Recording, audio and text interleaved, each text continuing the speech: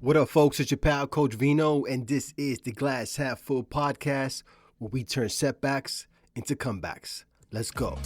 Yo, yo, yo, everybody goes through setbacks, but don't let these setbacks make you take a step back. Step back from the situation, put your brush down, envision the picture you're faith in, because everybody goes through setbacks. All right, welcome back to the podcast. I am Coach Vino, the people's bartender, and your certified coach from the Boogie Down Bronx. All right, folks, as usual, I hope you guys are all doing well. I'm doing absolutely fantastic. We are knee deep in baseball playoffs and the start of the NFL season. So Vino is in his element. I love sports. It's always been a big thing of mine. And so this is always a fun time of year for me. So, and I'm really just enjoying sitting, down and watching some television, which is not something I do. I'm not a big TV guy. So when sports time is on, though, I do love to sit in front of the tube and watch as much of it as I can. And the funny thing is how that's evolved for me, though, because I remember, as when I was younger, from my teens through my 30s, I wanted to watch sports with my buddies or my brothers or someone. It was always someone I wanted to be around watching the game and kind of getting into the game that way. But what I've noticed as I've gotten older is, honestly, I just feel comfortable sitting down in front of the TV all by myself. Maybe a glass of wine, a beer, a cocktail, something good to eat, and just relaxing and watching the game. And I'm a super social guy, but this is just one of the ways that I find to spend time alone. And I'm a big proponent in me time. Something I talk about a lot on the podcast, especially early on in the podcast. And watching sports and sitting down watching sports, whatever like that by myself, tends to be one of those opportunities I take to be by myself. And that brings me to today's topic. We often focus so much on building relationships with other people, right? I mean, just like I said, I love to watch sports with other people. I love to go out and hang out. I'm a very social guy. But it's important that we also nurture our relationships with ourselves, right? Like learning to be alone and to enjoy that time and make sure to make the most of that time. Whether you're someone who craves alone time or feels uncomfortable being by yourself, this episode is probably for you. All right, so I want to just dive into this a little bit, okay? All right, but let's start with the truth, right? Why do we struggle being alone? Many people, they feel uneasy when they're alone. It's easy to associate loneliness with being isolated, feeling isolated, like no one wants to be around you, or there's no one to be around. But in reality, solitude is not your enemy, man. It's how we perceive it that is the bad thing, right? So you have to ask yourself, why do we struggle when we're alone? That's because we live in a world that constantly pushes us to be social, to connect, to stay busy, blah, blah, blah. Social media makes it seem like everyone is out there living their best life, right?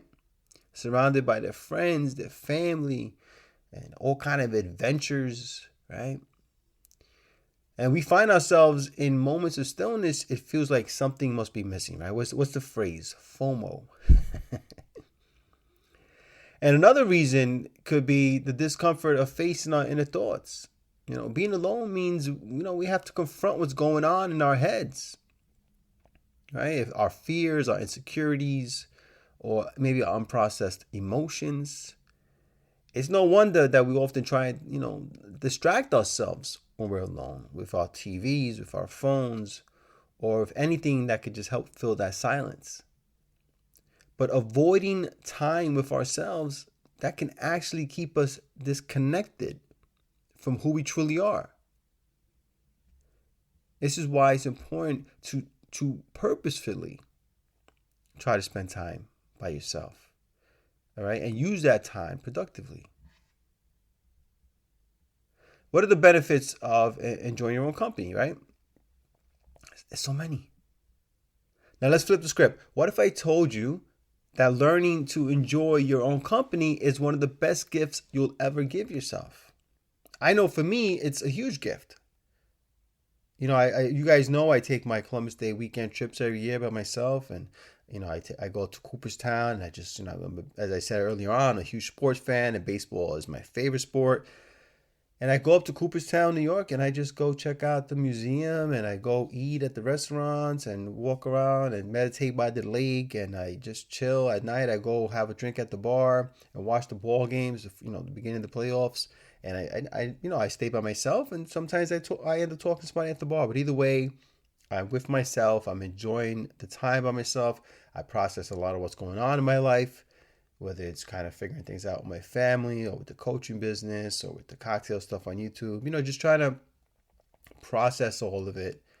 And that time alone, it proves very useful for that. So one of the reasons, again, I think it's the best gift, it's a great gift for you, is because when you become comfortable being alone, it brings incredible benefits to your mental health, your self-awareness, and your relationships with other people. First of all, solitude, that gives you space and time to recharge, right? Because our social batteries, they run only for so long, man, before you're like, oh my God, I don't want to be around people anymore. I just want to be by myself. So spending time with yourself allows you to replenish that energy, so you can show up as your best self in these other areas of your life. I know when I come back from any time alone, sometimes I'll head off on the weekend, on a random weekend, just to take a breath of fresh air. And I'll come back and I'll just be like Mr. Chatty Cathy.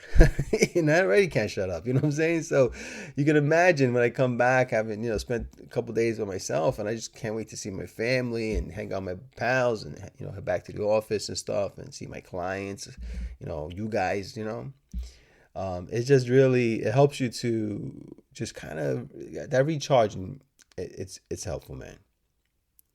Another thing is being alone, it forces creativity, right? And self-discovery.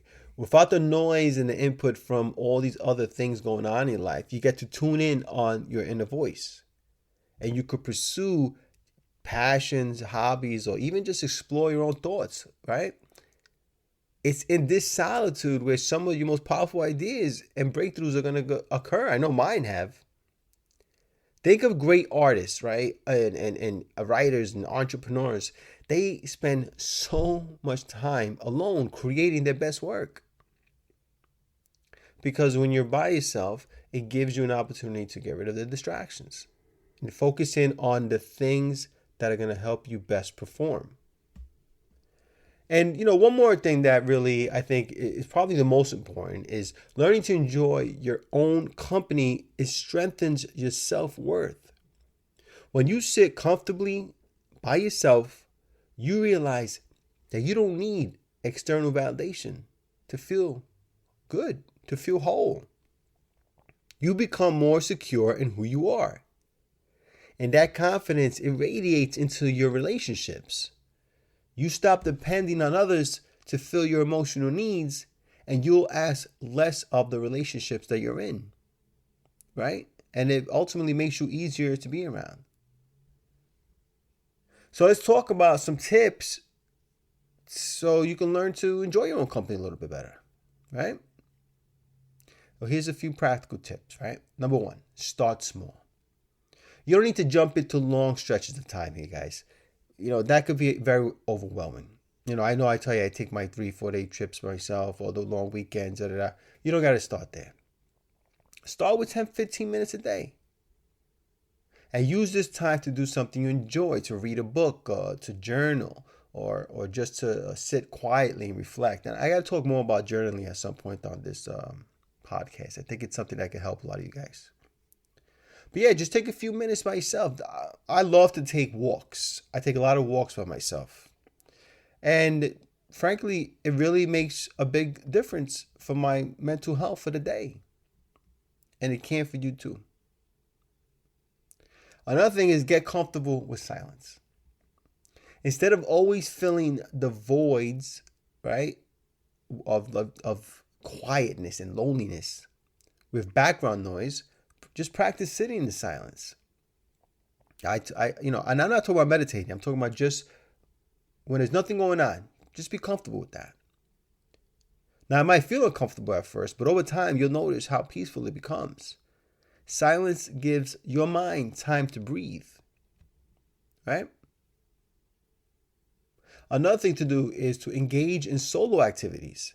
Try doing things alone that you would usually do with others. Like I said early on, I used to watch the sports games all the time with my pals. Now I just throw on a game by myself, right? You could do things like going for walks or visiting a museum or having a solo coffee date. I love going to museums with myself. Oh my God, I love it. I'm a nerd that way though, right? I also like to read the plaques on every exhibit. You know what I'm saying? I can't do that with other people around. But in general, I just love the way I feel. I love the way my mind works when I'm in a museum or something like that, or when I'm going for a walk in a park, or having a cup of coffee. I love to sit outside, especially in the spring, summer, and fall, when you could actually do it, is sit outside with a cup of coffee and just watch the world go by. I love it. I might do that today, as a matter of fact, now that I mention it. And I'm not going to lie, look, at first it might feel awkward. I remember the first time going to Cooperstown and being like, all right, what am I going to do here? I'm all by myself. There's nobody around. By that first, night out by myself, I was like, oh my God, I never want to go out with anybody again. You know what I'm saying? I was like, I love this, man. This is dope. But yeah, it could feel awkward, but soon you're going to realize how liberating it is to enjoy all these activities without needing company. That's a fact. My sister-in-law is one of the people I know that does it all the time by herself. I'm so proud of her. She takes all this time by herself, and she takes these long trips by herself as well. And she'll go flying off to like some island or something like that, and it's just so I admire that about her. Another thing to do is reflect and journal. I was talking about journaling early on. When you're alone, use that time to reflect on your day, your feelings, or your goals. And journaling, that can help you process emotions and gain insight into yourself, right? Write down what's going on. Write down what you're feeling at that moment about anything. It's a way of connecting with your inner thoughts in a very structured way. Because a lot of times when we just think in our minds only and try to figure shit out in our minds, it's just like kind of like a traffic jam, right? And nothing's really getting anywhere. But sometimes when you write it on paper, it lets you process it in a much more streamlined, structured way where you really can see what it is you're feeling. Another thing, and I like this one a lot, treat yourself like a friend. Just treat yourself like a friend, guys. Learn to love yourself, right? One of the biggest shifts you can make really is learning to just treat yourself with kindness and compassion. I'm so all about that.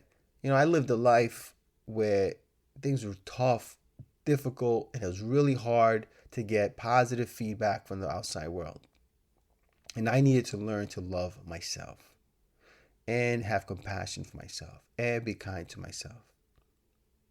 When you're alone, think of how you would support a friend in the same situation you're in, right? So that means be encouraging, be patient, and be gentle with yourself. At the end of the day, look, learning to enjoy your own company is about building a healthy relationship with yourself. That's it. That's the bottom line. It's about realizing that you're not alone because you're alone. You have yourself. And honestly, that's more than enough. And I'm not talking about becoming antisocial. I'm talking about learning to just enjoy your time. It's like having something to do and somewhere to be all the time. When you become your own best companion, everything else in life is more fulfilling. Your relationships with other people deepen, your creativity blossoms, and you start to truly appreciate the beauty of solitude. You look forward to solitude as much as you look forward to hanging out with your pals or with your family. So remember that, folks. Take some time by yourself. Don't be afraid when the time happens. Learn to really appreciate what it means and what it can mean. Because we are our own best friends, but we can also be our own worst enemies. Which one do you rather be? All right, folks, that's all I got for you today. I hope you enjoyed today's podcast. If you did, please leave a review so you can help Vino feed the hungry algorithm. If you know someone that might benefit from listening to this podcast, please feel free to send it along. Sharing is caring. And also, guys, if you or someone you know would like to work with Coach Vino, you can find me on my website, coachvinollc.com. Or if you just want to hang out with me on social media, where I share my love for motivation and libations, you can find me pretty much anywhere at Coach Vino LLC. And remember, folks, if nobody else tells you, Coach Vino appreciates you. Cheers. These thoughts and express what I'm feeling in a hip-hop form, but I was born to succeed, so as long as I breathe, ain't nobody on this earth gonna crush my dreams. Yo, this might be the end of the verse, but this is just the start of a new beginning. Word.